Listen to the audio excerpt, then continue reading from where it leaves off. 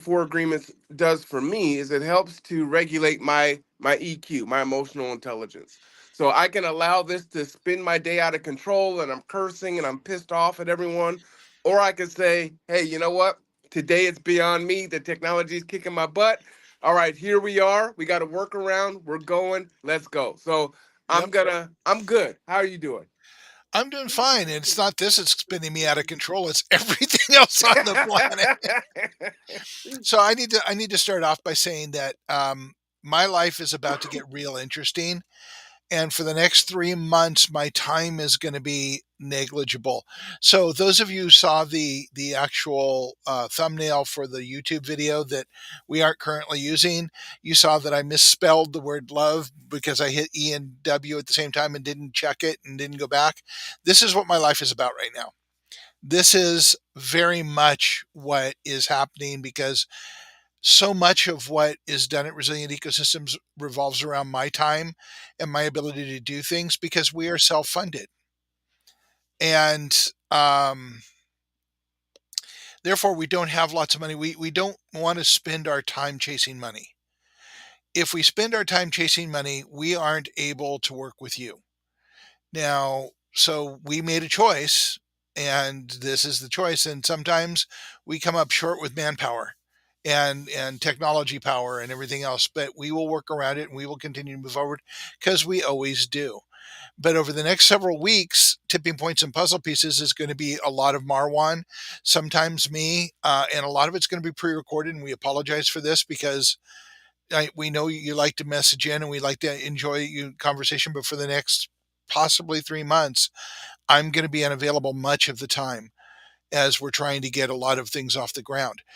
I will tease though that we have um, just started planning for something for when I get back that will be a rather big event. Not stone soup big, but something along those lines that the entire board will be involved in and will be a lot of fun. We're working that out now. Details will come forward as we get them, and so bear with us. We will be back and live and providing you with a lot more as we go forward. And there's a lot going on right now with gardens, with um, grants, with thinking about and projects toward providing solar to a great many people that are low income and have low income housing.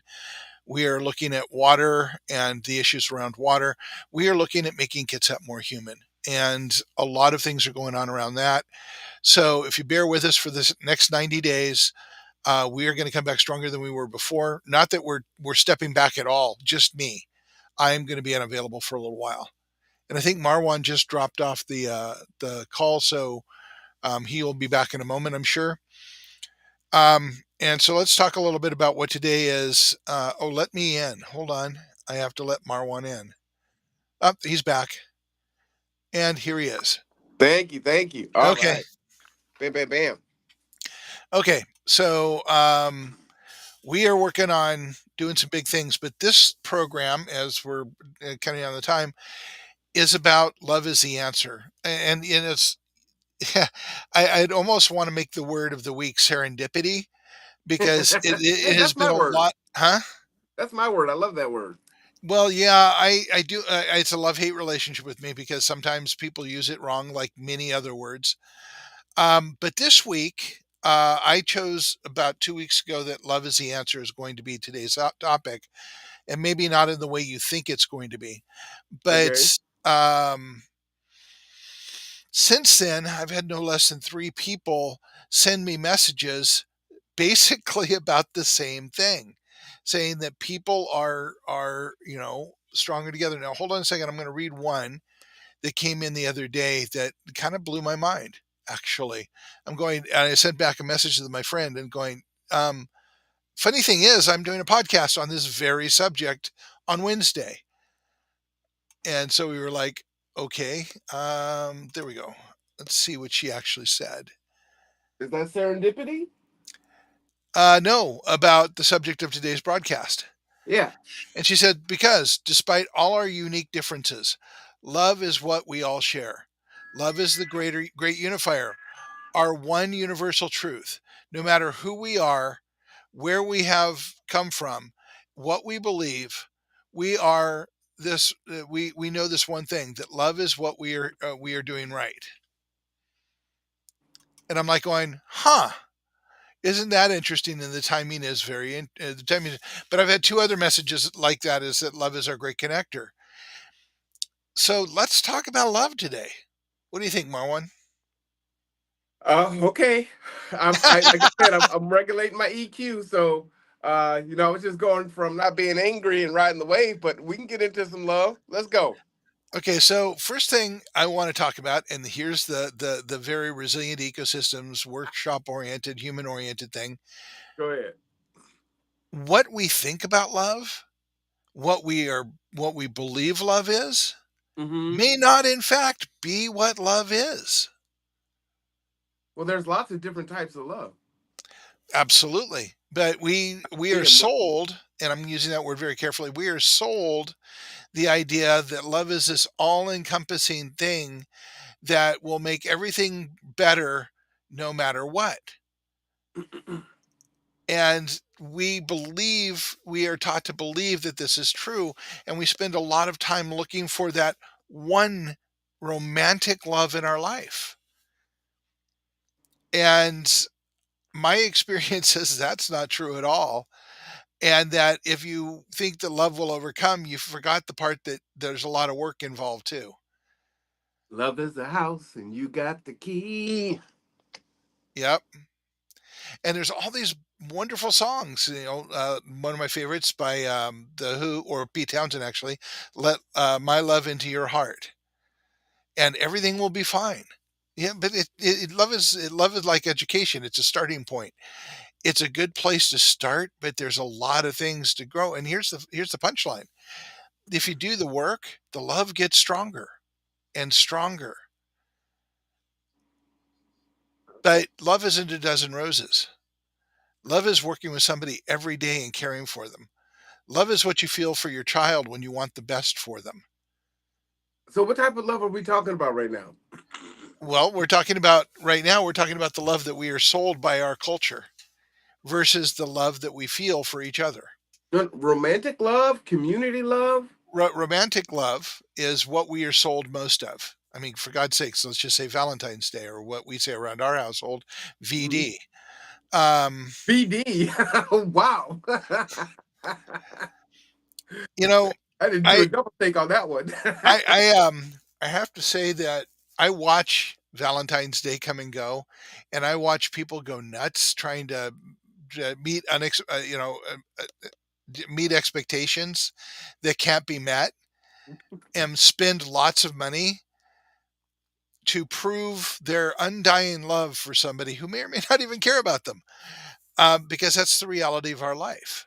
We work ourselves into these states believing something when it's actually way simpler than that. Just talk to somebody, get to know them, build love with them over time. It's not this love at first sight. And though I will say there's a Netflix show called Love at First Sight, and it's one of my favorite shows that they put out there, but it's not really sappy. And normally I don't like those kinds of shows because they provide unrealistic expectations, but I kind of like the humor in this one. But it's about unrealistic expectations versus being human. Well, here's the Be, problem with that, Mark, is we have been programmed since kindergarten mm-hmm, that the commercialization of love, right? We're handing out yep, the candies and handing out the Valentine's Day cards, and I remember those days. Like, you got to make sure you have enough for all the kids in the class, or you don't give out any, and so yep. those things are programmed from a very young age and reinforced into adulthood. That's very hard to break that. How do you get out of the matrix of that? Well, one step at a time, like anything else. First, you got to realize the very first step is realizing that it's unreal and does not meet your expectations and does not in any way meet your needs. And it's How a do we get very there? over. Again, we go back to tipping points. 20% of the people are going to get that, and the rest of them won't. You know what? I think there's probably 20% of folks that are with you about Valentine's Day and all of these commercialized um, ways that we are supposed to show our affection and love and appreciation for each other. Yeah, absolutely, and probably more than 20% because the commercialization factor is getting weaker all the time because the payout isn't there, and people right now are desperately in need of payout and supporting each other. And we can talk about that with everybody else. You talked about community love. How many people do you know that actually have love for their community? Well, the people I hang around with, a lot. Okay. But most people that are like in neighborhoods, which could be a community, most of them don't talk to their neighbors because they have this or that, or I don't want to know them, or it's too much to go out and deal with them. And we've come into our caves and we can't seem to get out of our caves, and that's so funny. From our point of view, that's the solution Hmm. to fixing our problems is getting out of our caves and connecting with other people. Now, just because, I love Marwan, I love hanging around with him, I love spending time with him, he intellectually stimulates me, doesn't mean I want to bet him. It means I love him as a brother. What? And, well, Wow. that's the other equation that goes with that romantic love, isn't it? No, that took a turn. It's not really so much a concern as it is the way we're taught to think about it. We sexualize love instead of putting love as the partnership that we naturally have and develop as humans. I think when I think of community love, there's the bubble, right? And folks will advise, you stay in your comfort bubble, which may be your immediate family, or your spouse, right? Your partner, whatever that is. Trust me, most families are not a comfort bubble.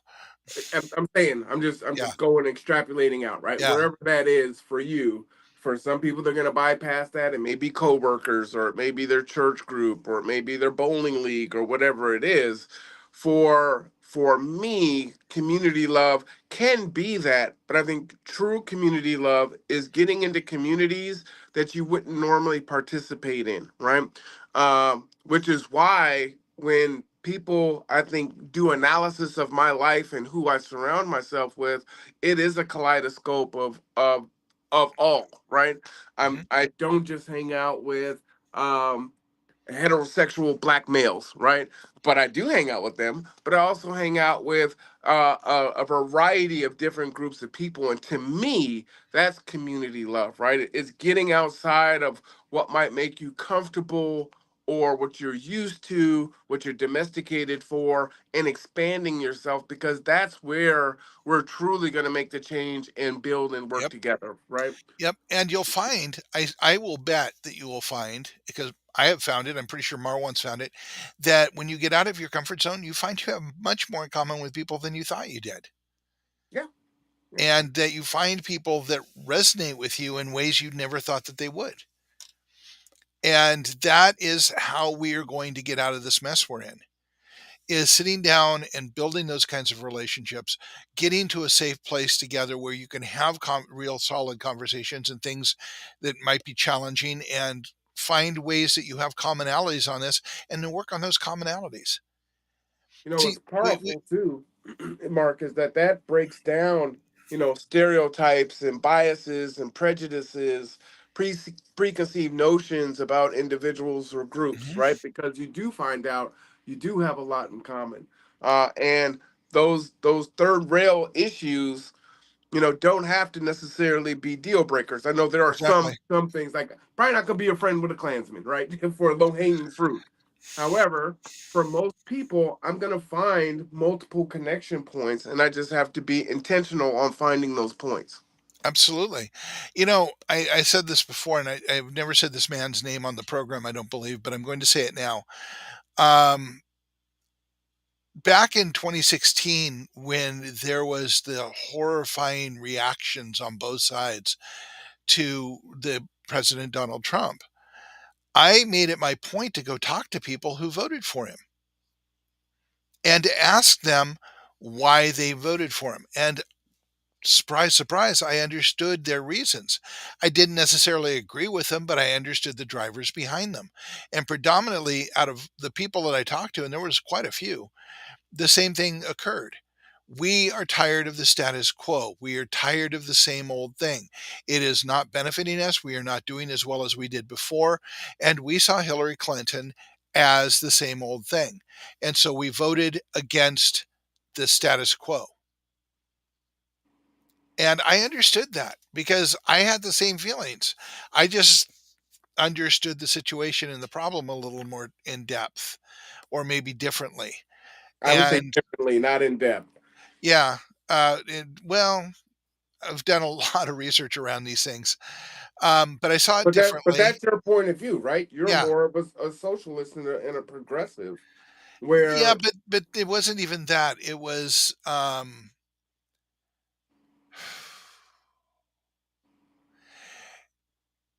an understanding of underlying drivers for the one side. And yeah, I guess it's the same, it's just differently, but based on my research and my historical looks, I couldn't vote for the Clintons. I couldn't.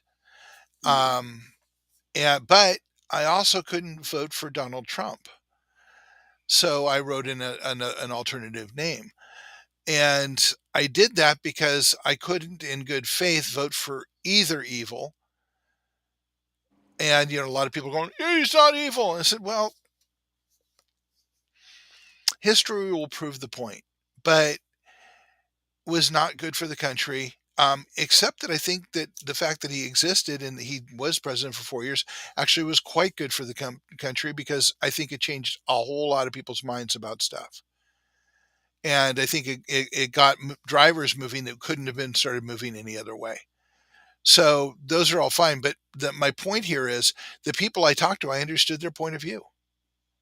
And we had things in common. We didn't make the same choice, but we had things in common. And I think a lot of people during that election on both sides were uncomfortable with the choices we were given, far more than we think. I think that's true pretty much every election cycle, right? It Yeah. is status quo. Lesser of two evils every time. And I haven't felt good about voting for president since I voted the first time when I was 18. Who were the candidates back then? Jimmy Carter. I voted for Jimmy Carter. Oh, Um, and you other can than say a lot of things about him. You can say he was a horrible president. You screwed up the Iran hostage rescue, whatever you want to say about it.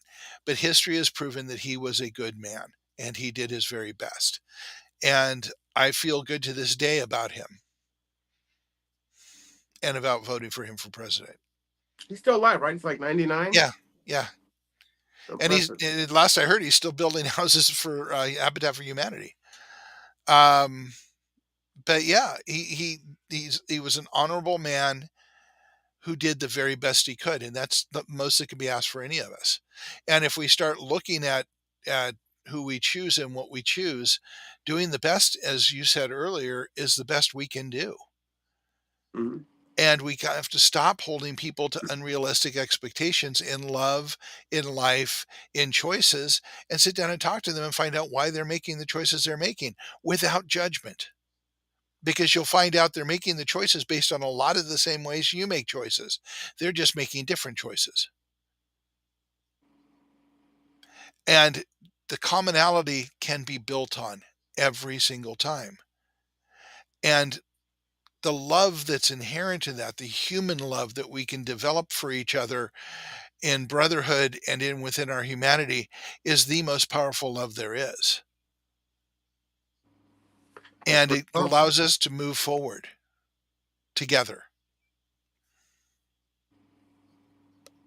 So as trite as it is, as I put this down after seeing it on a sweatshirt, and I'm going, yeah, love is the answer. Well, so let me ask you. You've been really busy undertaking, the next trajectory in your life's path. So maybe not a whole lot of time for that. But in the last few months, or maybe since the new year, they put stone soup aside, have you been able to extend yourself into some other communities that you don't normally associate in, to share love and build love? Absolutely. I mean, look what I do. Okay, so for those of you who don't know, this is a self-funded organization, and I work part-time in order to fund the organization, be able to fund the organization to the level I can. Now, blatant pitch right here. If you guys want to help out and help us grow faster, we have a Patreon page you can donate $20 a month to. Every bit helps and will allow us to do more. But right now I'm predominantly, huh? I I'm said Patreon. sorry. So, but right now I'm predominantly funding the organization.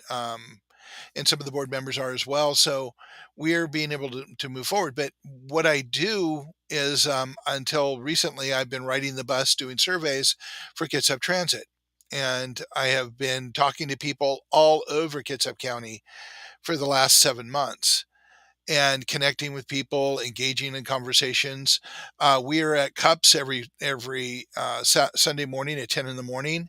That will continue, and we will be able to. I just had a thought, Marwan. I'm going to bring this to the people and see what they think. Why don't we film at Cups and do the meet and greet? And if you have time, we can do a tipping points and puzzle pieces. Did we get permission from them? Because I know that was something we talked about before. Yeah, they have no problem with us filming there. We can Oh, set up in the corner and do that there. okay. Um, so if we can do the tipping points and puzzle pieces to noon, and then you can come in at about noon because I know you've got the morning taken care of, and then we can do tipping points at live at Cups Cafe. That's pretty cool. Then we will film it. We will film it live then, and we will release it to YouTube or Facebook and YouTube on Wednesday as normal. Does that make Yeah. sense? Yeah. And you could put it on Patreon for early viewers as Yeah. kind of as a bonus. Yeah, so it'll be live. We will start doing that, and it'll be live on Patreon on Sunday afternoon, and then it'll go live to the rest of the folks on Wednesday afternoon at 1 o'clock. So that way we do it. But we are at Cups Cafe every Sunday, 10 to noon, waiting to talk to people and hoping that you'll show up and have a conversation with us about any number of things that concern you, from projects that we're doing for Food for All to Power for All and where those are moving, answering questions for you, telling you why we think this is true and why we're crazy as we are. All of those things are there. So we meet that. But I also talk to people 4 days a week from all over Kitsap County that do not look like me, do not think like me, are not like me in any obvious way, but we have so much in common as we were finding. Well, you got a couple of those things you could just pull off the top of your head that may Um, surprise you. Nothing really surprises me Mm. because I've been doing this for a long time. I mean, there are things that surprise me, but not overall generally surprise me. People are interested in a better life, but getting the messaging to get them to understand what this is going to get them there has to be so powerful and bought into so much that they will actually move away from what they're doing on a daily basis and change their behavior and their lives to make that happen. And that is hard because you have so much momentum in your life. Even though you feel like you're standing still, you have so much momentum invested in your life and what you're doing that it becomes almost overwhelming to look at it differently or move a different direction. So you have to get inertia moving the momentum into a different direction. And that's hard. Yeah. And that's why this is generational work. There is no light switch here, there is no on and off switch. It's going to take time. And we have to keep putting one foot in front of the other. On several of our pages, I think maybe on our webpage, we have the Lao Tzu quote: "Is the journey of 1,000 miles begins with a single step." And the um, Walk the Moon song I love is "One foot in front of the other." These are things that we talk about in the board and within our team frequently, is that it seems hard. It seems overwhelming. It doesn't seem like we're making fast enough progress. I said, are we putting one foot in front of the other? And by the way, folks, I tell this to myself all the time. Are we putting one foot in front of the other? Then we're making progress. When we look back, there are a lot of footsteps in the sand and we've come a long distance. We just didn't notice it because we're focused on putting one foot in front of the other. And Mhm. that's what you do. You put one foot in front of the other, and the journey is passing and things are changing. So, to let you guys know what's happening starting next week, is I am training with Kids Up Transit to become a bus driver. I will be What? I will be working 2 days a week. At the end of the training, driving buses around Kitsap County, which will allow me to continue to connect with people and be in the public and um, participate in your stories as you move forward. And so that's a good thing for me. It also helped support the organization and allow us to continue to grow. And to be honest, I think most of the people here, certainly Marwan, think that public transportation and transportation is the core of any healthy community. And so we'll be Ooh, supporting that that's work. kind of putting words in my mouth there. Well, you do run a transportation organization. Yeah, I do. But you said public. We're not public. Or I said public or transportation Or and or public or transportation. private. Okay. All right. That transportation, getting people where they need to go in the best way possible is Yes. vitally important. Yes. And Critical. yeah, and so we don't take it anywhere near seriously enough most of the time. Yeah. But we also don't take our water system seriously enough or our power system seriously enough. We just trust that they're going to work. And let me tell you that that may or may not be the case. And the surprises are unfortunate. We got a power outage 3 days ago, 4 days ago. Uh, yeah. So the transformer blew 2 blocks away from my house. And as an electronic, the addiction I have to electricity was definitely hard felt. And then we had the award show for the African American Achievement Awards at Olympic College. And we were in there until almost midnight the night before trying to get everything set up because the power was out. Still went off, and it was a beautiful event, super stressful, but it does remind you how dependent we are on electricity. And also, last night it got down to 35 degrees. It was May 1st and it was 35. Hmm. And the severe weather shelters don't open until 32. And while we're not talking about power specifically, we're talking about shelter and warmth, and all these things go together. Yep. Uh, and there's nothing, there's no trigger for that, right? And so folks are surviving in the harsh elements through that. And it's been a cold April Yeah. in the evening. I'm still using my heat. Yeah. I've had mine on this morning a couple times. Hmm. But yeah, again, it's not a light switch, but we have to come together and we have to start connecting the dots. Yeah. We have to start working together and pushing solutions. And I know that people feel overwhelmed with that thought, but that thought is what's going to change the world. So again, starting next week, Marwan and I think we just came to an agreement that we will start working together on Sunday afternoon to do the show. So we'll continue to move forward. Well, Um, hold. I remember Sundays are hard for me, so I when I know, can, I will be there. yeah, But Sundays, I'm kind of triple booked on Sundays. yeah. So we will try and do the show on Sundays. Hmm. And if you have comments, questions, go ahead and message them to the Gets Up Resiliency movement on Facebook. For those of you who haven't realized it, we changed the name from Kids Up Resiliency Project to Kids Up Resiliency Movement on Facebook. And we will look at those messages and we will add them into the next show and talk about them. I like that change to a movement. Well, yeah, it's a project to us. Hmm. At Resilient Ecosystems, it is a project for resilient ecosystems. But for everybody else, it's part of a movement. Yeah. And that's kind of how we changed it because we were thinking about it because we had begun thinking about it differently.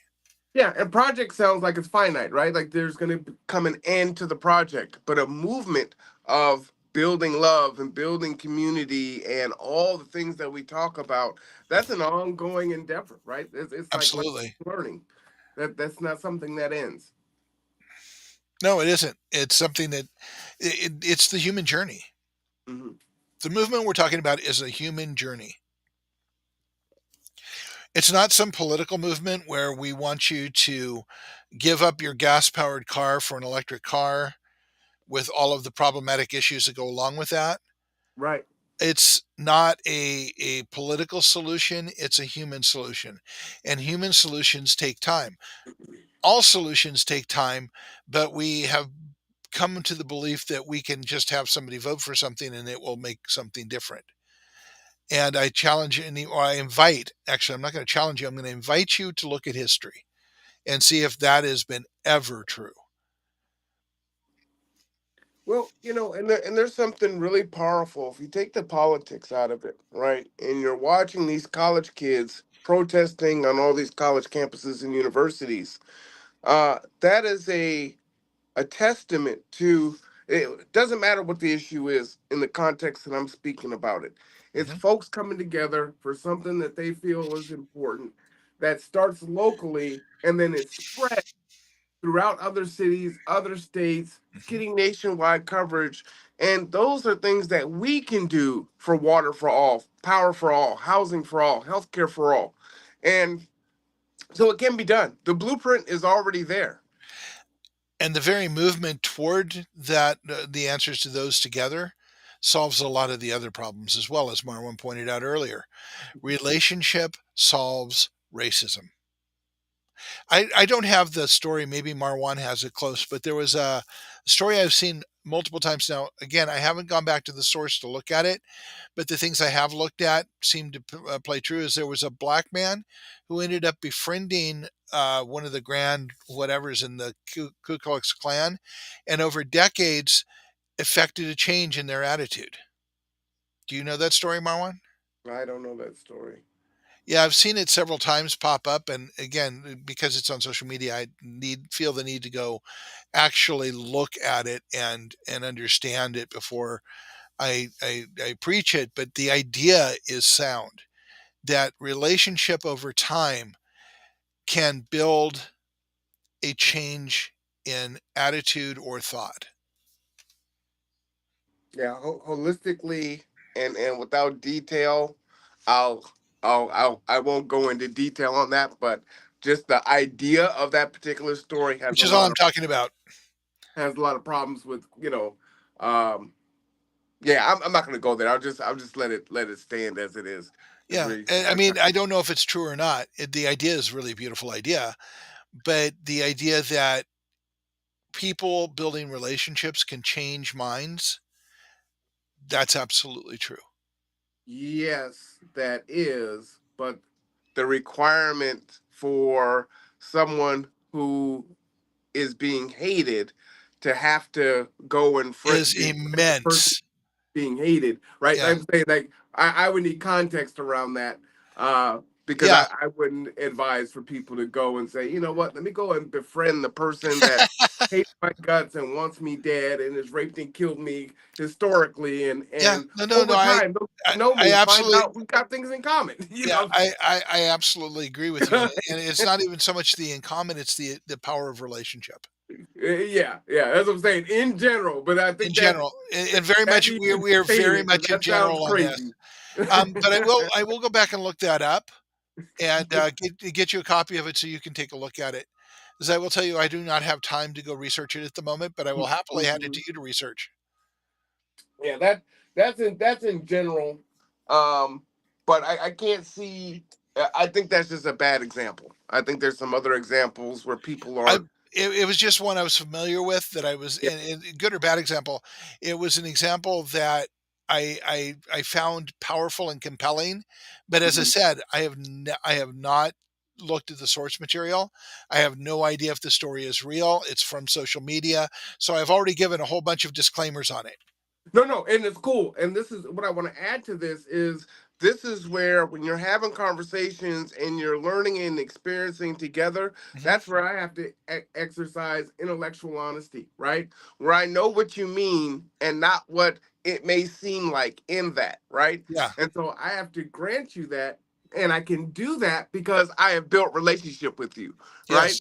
So you wouldn't be saying what I just said that would make it problematic on it. You're saying in general, this is an example to kind of prove the way that we move forward, not necessarily saying in that way, but Yeah. overall, this is that movement, right? Yeah. And so, And let me just say, from my point of view, if yeah. somebody hates you and would do you harm, trying to build a relationship with them, even in the long term, would not be my first move. And I would recommend you think about it very hard and long before you do it. And you have to have a specific skill set to be able to do it successfully, I would imagine. Hmm. Yep. Different tools for different projects for sure. Yeah. But overall, relationship will change a lot of things. And that was an extreme example of it. But yeah, on a daily basis, I would invite you to find out if you have more in common with your neighbors than you think you do.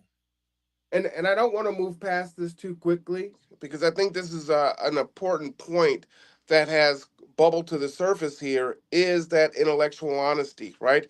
It Mhm. is so easy to get triggered and say, "Oh, see, I knew you were this and I knew you were that," and then go ahead and dismantle and destroy whatever has been built, and not give it a chance Cancel to culture. grow. What's Cancel that? culture. Cancel culture. Yeah, cancel culture. Uh, And so I want people to think about that because I'm in a lot of circles, and it takes one thing, even in groups that are, let's say, how what's the way to do it? I'm trying to find a way. Not going to be PC. A When you're in an actual group, right? Mhm. That you belong to, however they categorize it. It's a tight group, immediate family, right? Even there, one thing can be said and it can destroy the relationship, Mhm. right? And so that is easy to do. I'm in groups uh, that have meetings with different CBOs and MPOs and everything else. And Alphabet one soup. thing, right? That person on that in that other group causes the whole thing to not work, and we can't work together, right? So I want to sit with that because it's one of the things that not only stagnate us but keep us moving backwards and not forwards. So let's go back to the tipping points studies, that it only takes 20% of the people moving in the same direction.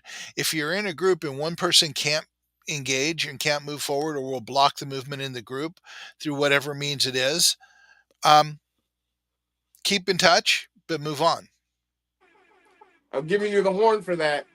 That is the advice that I have been giving folks around in this community for a while, right? Sometimes you can't build with people, and you just have to understand that. And it's not going to do any good when you are trying to lay a very strong foundation to put something in that is going counter to the grain of what you're trying to build. Now, later on, you can circle back and say, hey, we've got a solid foundation. There's no threat of you dismantling it while we're all trying to figure this thing out. Well, Can you do you this? don't even have to go there. Part of the thing of tipping points is when you've got the solid foundation and it's all moving, that person will go, "Hey, they're doing cool stuff over here. I'm going to go do that." No, And I the don't agree argument, with that huh? because I've seen it. I've seen it. They still may be obstinate and cut their nose and spite their face, and I'm going to do it over here. I've seen it. It exists. It's happening right Then now just as leave we it speak. alone. You know, Right. don't even have to circle back. Right. But I say circle back, but it's important for you. My point is build the strong foundation first with that 20% that you Mhm. know is strong. Otherwise, that 1 or 2% can come in and dismantle it before it even gets built. Right. And Uh, that's the model of how our culture stops movements. yeah, You give absolutely. the power to the 2%, and oh wait, isn't that our economy? Um, and we dismantle the human movements that we have. Yeah. So the point is to keep it focused on the human. Stay away from contention if you can. Don't stay away from thoughtful discussion. Again, don't take things personally. And you'll get a lot farther than if you get your back up every 10 seconds Yeah. because of the way somebody says something. Okay. And we are at 2 o'clock, and I'm sorry the show is short today. Um, so today's word, I guess, is relationship. Relationship, resiliency, Yep, patience. There's a whole lot that goes in there. But I think love has all those elements in there, right? it Love does. is So, needs to be resilient for it to be cultivated and have a growth model. yep. And so, all I can say is read the four agreements, come have coffee with us, and let's change this to a happier place to be. We can. And look forward to the event that we're going to be planning for when I get back. I think you will find it very powerful, a lot of fun, and we will make it even more fun. Oh man, I like it. I like it. All right. So the word of the day is love. Uh, I will not be broadcasting City Council this evening because I will be at City Council this evening, 5:30 p.m. Join me down there. If for some reason I can get technology going between now and then, I'll simulcast along with BCAP, but you'll be able to watch it live there. For Mark Boatwright Frost, I am Marwan Cameron. This is Tipping Points and Puzzle Pieces. Be resilient, have love, exercise emotional intelligence, and don't forget to love yourself. You know, when I sign off, I say take care of yourself and take care of each other. That's the part of love, right? Don't forget you. All right. Absolutely. All right. You have a wonderful day, guys. All right. And look at that. Someone at the door.